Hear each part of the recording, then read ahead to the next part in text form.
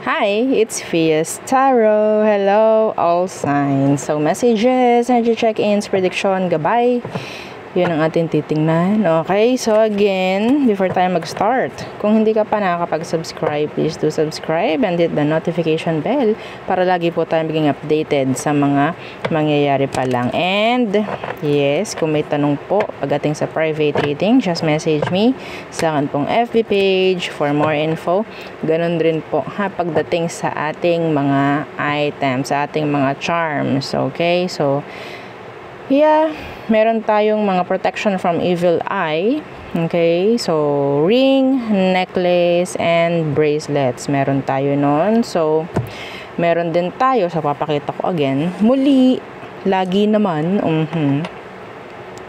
yung ating mga charms. So, unahin natin itong ating love and money. For love and money, ito yung pwede kong i-refer sa'yo, i-recommend. Okay, so kung meron kang issue pagdating sa pera, issue sa love life, ito yung pwede kong i-recommend. Okay, so meron tong citrine. Okay, citrine stone. So siya yung mag-a-act as money magnet. Okay, so kung ano man ang meron pa rito, kung anong kailangan mo pagdating sa love and money, so pwedeng i-provide nito for you. Kung lalaki ka, gusto mo nito, pwede mo siyang ilagay sa red pouch, okay?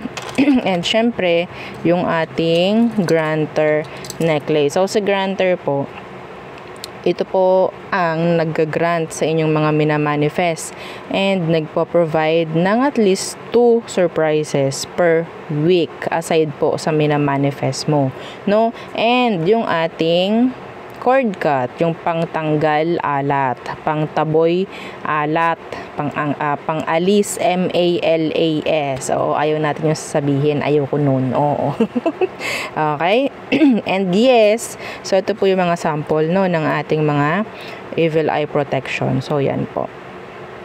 Ito po yung pwedeng ipa-customize. Ito yung adjustable. Pwedeng ipagawa sa red string at palagyan po ng initial. Ito naman yung ating necklace. Okay, so ganyan siya. Yan. Okay, yan po yung necklace. Ito yung ring. So, adjustable ang ring natin. Okay. And syempre, kailangan ng pang-cleanse, kailangan ng i-recharge, kailangan ng pang-recharge ng ating mga charms. So, ito po, no, yung ating cleansing kit. Okay. So, ito ang pang-alis ng pangit na energy na nasagap ng mga charms. And ito po, yung selenite crystal natin na mag-a-act as charger. Okay? Siyempre, nalulobat yung mga charm. Opo. No? Hindi yan talagang like as in 100% everyday okay. No? Kailangan niya ng inire-recharge, siyempre. Kasi may energy yan. So, hindi naman palaging nandyan yung energy. Lalo na kung nadadala nyo sa ganito, sa ganyan, nahahawakan ni ganito, ni ganyan. So, hindi na para mag-intay, ng full moon, ha? Okay. So, yes, 'di ba? Isang way natin para makapag-recharge, para mag-cleanse is a full moon. 'Di po ba? Ito hindi na. Kapag parang kinailangan nyo at ginusto nyo mag-cleanse, so yan po. Matic, go. O, 'di ba? So, yun lang. So, again, kung meron pong mga tanong pa, just message me sa akin pong FB page for more info. 'Di ba? Ganun lang po kadali. So, be vigilant lang kasi marami pong gumagaya ng ating page. Okay, so let's see. Air signs. What's for our air signs? Gemini, Libra, and Aqua. Gemini, Libra, and Aquarius. What's for you? The 4 of Cups inversed. Ano yan? Okay, so ito message. Don't you worry, baby. Oo, hindi ka mapapag-iwanan. Merong kailangang makarinig noon. Hindi ka mapapag-iwanan. Okay, meron kang parang sabihin nating ikaw ay dito sa isang direksyon na ito parang magwawagi. Parang ganyan. Dito ka tawag doon? Yung parang magiging okay. Parang ganyan. Kasi meron ako nakikita ditong energy. Nagka-uling-uling ako gawa nung white sage. So, Ang nakuha kong energy dito is parang wala na akong ano, parang ayan ba yan, napapag-iwanan na, parang ganun. No, no, no, no, no, no, okay? Kasi parang meron, parang i-redirect ka, or parang meron pang iba. Oo, na doon ka, parang magkakaroon ng victory, parang ganun. Okay? Meron din ditong water sign, air sign, or water sign, or a fellow air sign, na parang pinapakitang wala siyang pakialam, or parang hindi na niya ito iniisip-isip, pero sa totoo lang, ang laking kawalan. Andoon yung ang laki ng nawala sa kanya, parang ganyan. So, ano tong meron sa Four of Cups na to, in reverse? Yeah, see? Ang laki nang nawala. The Ace of Pentacles na naka-reverse. Kung sino man to, pwedeng a person, no, na may nangyaring relasyon or kung ano mang connection sa inyo, ang laki ng panghihinayang nito kung sino man to. Parang ano eh. Lalo na kung ikaw ito na parang lumayo sa kanya or parang pinili mo yung peace of mind mo. Ang laki ng panghihinayang nito kung sino man ito. Opo. Okay. So, who else? Who else? What else for air signs? The Magician in reversed. Ooh. What's that?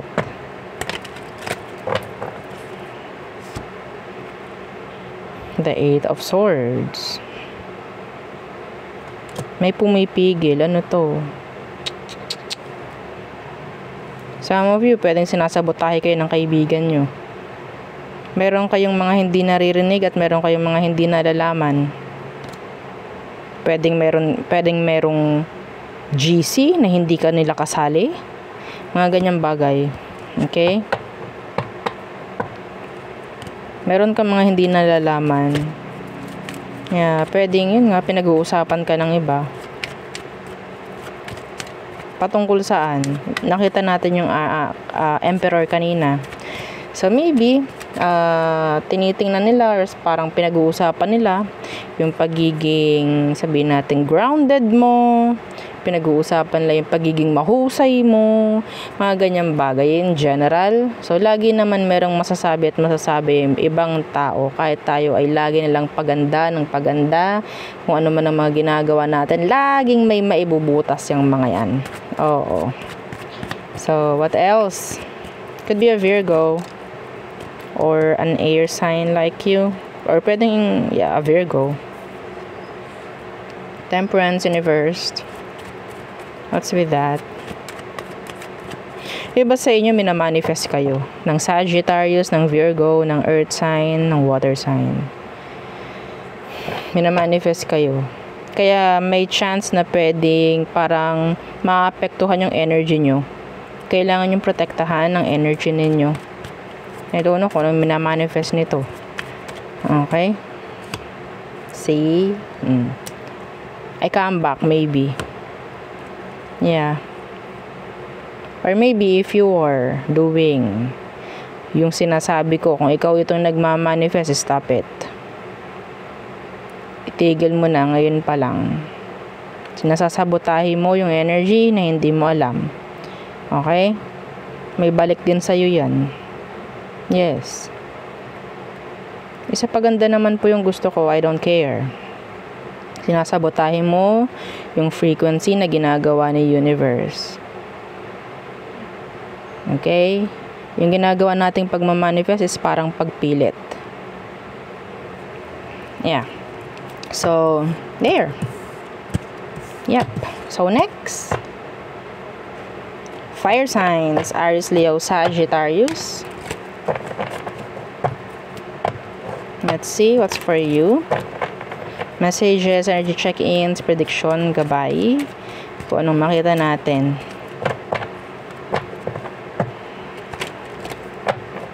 Okay. Fire signs. The Wheel of Fortune in reversed. Why? What's that? Ooh, the Empress. Ooh, this is challenge. A challenge. Patungo sa progress. Patungo sa paganda. Okay?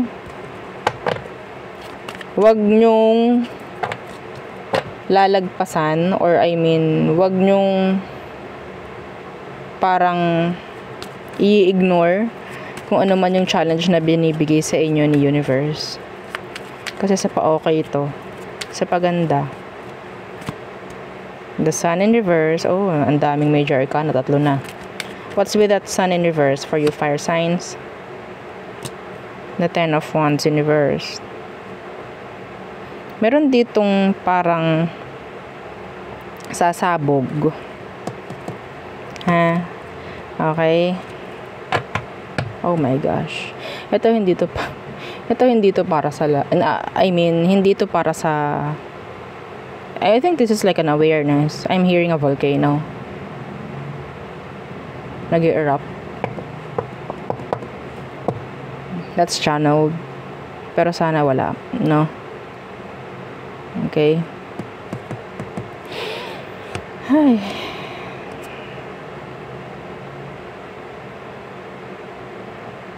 Anyway.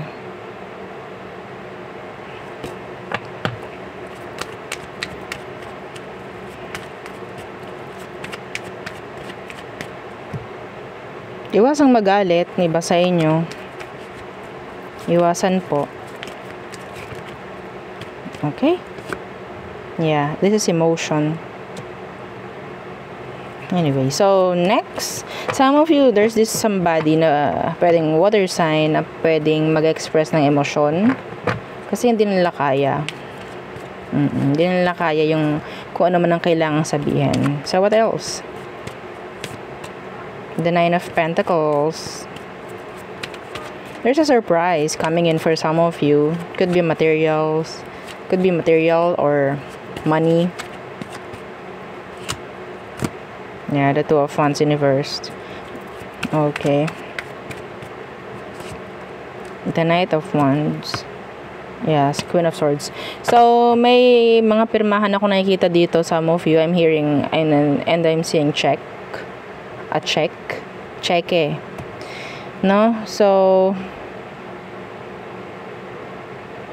I'm hearing approval.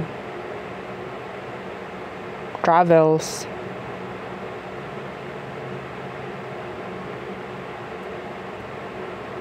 This is nice though. Iba sa inyo magkakaroon ng open connection or open relationship.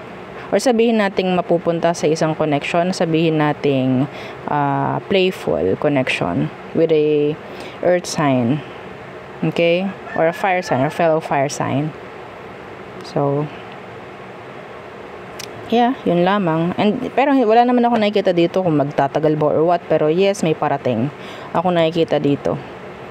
Or maybe ikaw itong may pursue somebody. Okay? So, there. So, next. Kauntian lang na energy muna. And then, yeah. Tsaka nasa ibang reading yung ibang energy. So, water signs, Cancer, Scorpio, Pisces. Excuse me. So, what's for you? Water signs. Again, don't forget to like, share, and subscribe. Water signs. No, the 3 of Cups in reversed. And the Page of Pentacles in reversed. A rejection. In general, there's this rejection. Pwedeng may invitasyon na marireject or pwedeng meron ditong parang marireject nga. Okay.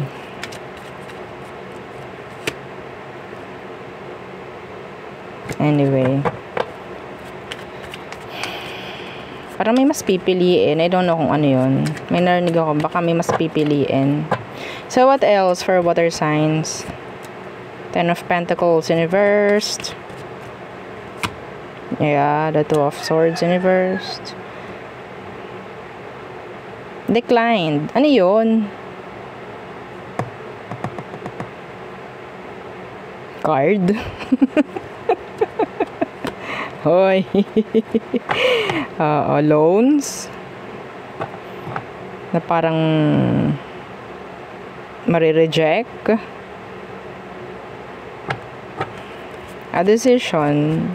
Pagdating sa pera, meron din.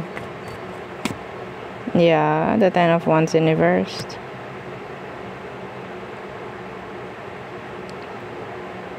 Meron mga maisasantabing issue pagdating sa family. Or may mga kailangang isang tabi na issue. Para lang siguro may avoid yung mga dapat may avoid. What else? The Four of Swords. Somebody's concerned. Meron ditong parang nag-iisip sa'yo, nako-concern sa'yo. The Lovers in reverse. Maybe your past person is still thinking of you or maybe concerned about you. Some of them, ang concern nila is mag-sorry sa'yo. You're thinking na makipag-ayos maybe. Pero, yeah, hindi sila ganun kahanda. Or maybe hindi, yeah, in general, hindi sila ganun kahanda to do it.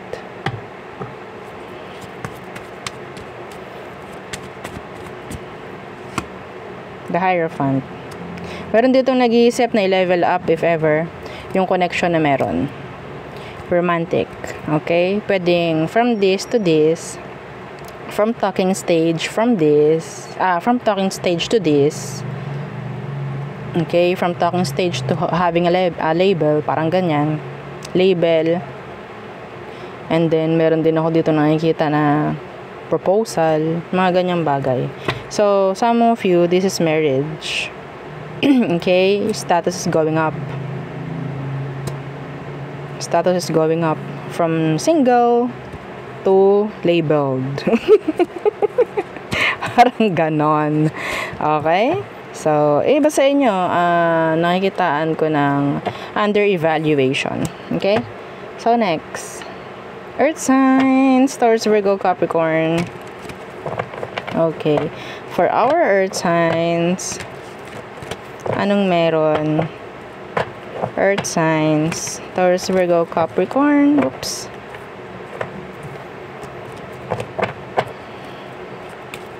Okay. Prediction, gabay, message, energy check-ins. Again, don't forget to like, share, and subscribe. So, Earth signs. What is for you? Earth signs. Seven of Pentacles, investing. Expectations, waiting. Kung ano man po yung ini-expect, ini-invest or i-invest, wala masyadong kailangan pagka-stressin. Oo. Some of you, kung meron kayong mga iniintay, wag masyadong pagkahintayin. Wag masyadong pakahintayin. Wag nyo i-stress yung sarili ninyo. Okay? That's a message. Some of you. Or maybe all of you, wag mong stressin yung sarili mo. Okay? Avoid expectations rin. Okay? The Eight of Wands. A message. Communication. Seven of Swords. Maybe there's this somebody na pwedeng hindi nagiging totoo sa lahat ng sinasabi sa'yo. It's like filtered. Okay? Bakit? Meron ditong hindi nagsasabi ng totoo or sabihin natin hindi nagsasabi ng kung ano man, like transparency. Yeah, the High Priestess. Somebody will get caught. Hindi ko alam kung ano. Meron ditong mahuhuli kung ano man. Meron ditong mga ginagawang ipatago. Pero nandun yung may mahuhuli, may makikita, parang ganyan. And parang hindi na kayang i-deny, no? Parang hindi na kayang, hindi totoo yun. Pero parang nandun yung, nandun yung energy na parang huli sa akto. I'm sorry. Pero yes, sasabihin ko yun. Oo. So, yeah, kailangan mong malaman yun. Pwedeng ikaw, makakita ng ganyan. Or maka-XP. Okay? So, what else? Some of you meron ditong may masasagot ng mensahe. Yung nasin, matagal nang nasin, pwedeng may magre-reply. That's not for all. Meron akong nakitang ganong message. Meron ditong mensahe na sinin lang and then eventually sasagutin after ilang dekada. Okay? Yes. So we have here, okay, the Knight of Wands and the Five of Pentacles. Somebody wants your attention, wanting to get your attention. Maybe this person likes you. Who's this Knight of Wands? The Sun in reversed. At ang taong to, nagagalit kapag nagbibigay ka ng attention sa iba. Ayaw nito na nagbibigay ka ng attention sa iba. Could be a Leo, fire sign, an earth sign. Gusto nito kanya ka lang.